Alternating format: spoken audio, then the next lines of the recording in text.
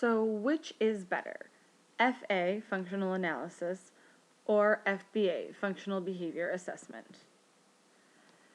Like so many ethical and controversial issues, there's not a black or white answer. So it's not that the FA is better than the FBA or that the FBA is better than the FA. It's that in certain situations, one may be more ideal than the other. There's going to be times when a functional analysis is more appropriate, and there's going to be times when a functional behavior assessment is preferred. When would you use a functional analysis? Well, the first thing you want to look at is how clear are the results of your FBA. If the results are unclear, meaning that multiple functions were determined or that there was just further clarification needed, then that's a time when you might want to go in and do a functional analysis.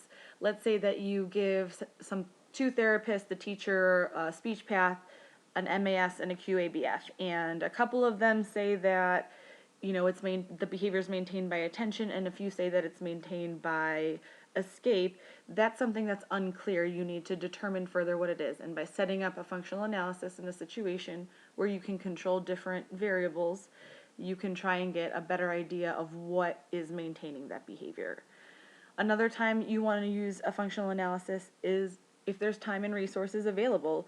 It can be a time-consuming process. I know that earlier it was mentioned, variations of it, including the brief FA, but it is time-consuming, and it takes time out of the student's day, it takes time out of a therapist or teacher's day, so if you're short-staffed already, it may not be that you have the resources available to conduct it. So if you have the staff and you have the time, an FA is definitely a good thing to do.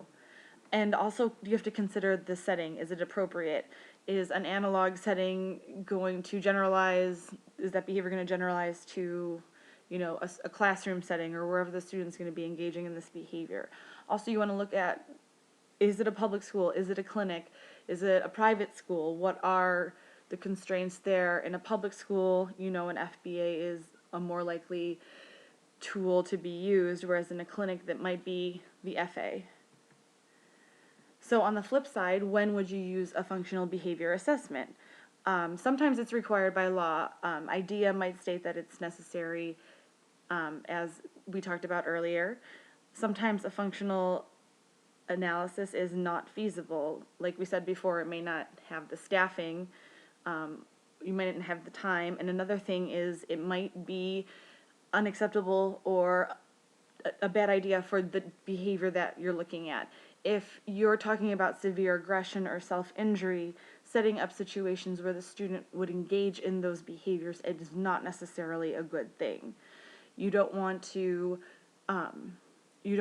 create a bigger problem. Another situation, like we said earlier, is public schools. This is pretty much what you would use the most, is a functional behavior assessment. And finally, we did mention the behaviors, so those intense behaviors, but also infrequent behaviors.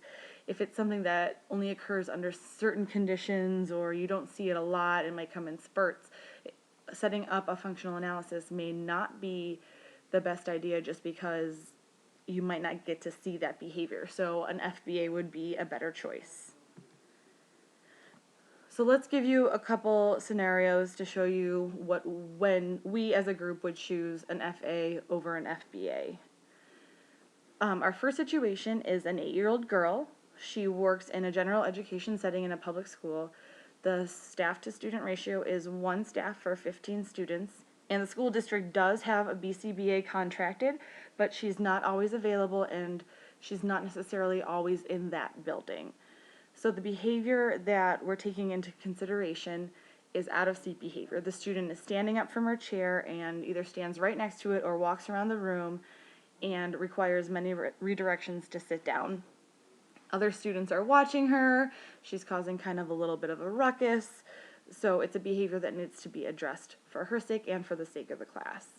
So the classroom teacher and speech pathologist fill out the QABF for the student, and their results are similar. Which would you use, an FA or an FBA? In this situation, we're going to use an FBA. Because it is a general education public school setting, the BCBA is not necessarily available to help conduct an FA, so we don't know if there's someone with that knowledge and experience to help assist with that. And because the teacher and the speech path both got similar results, we can assume that attention, in this case, is what is maintaining that out-of-seat behavior. Let's look at our second case. We have a 10-year-old boy. His target behavior is disruptive behavior, so he grabs objects from his therapist, he'll pick them up, flip them, and turn them and kind of watch them as he does it.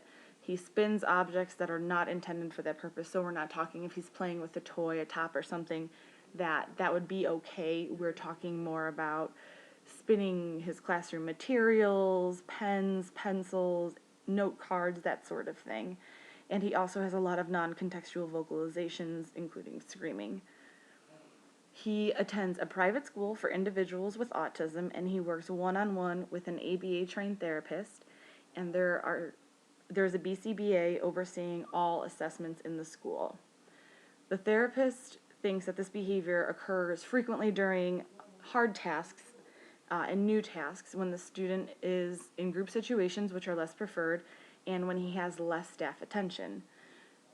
His primary and secondary therapists both fill out an MAS for the student, and they get varied results. In this situation, which would be better, an FBA or an FA?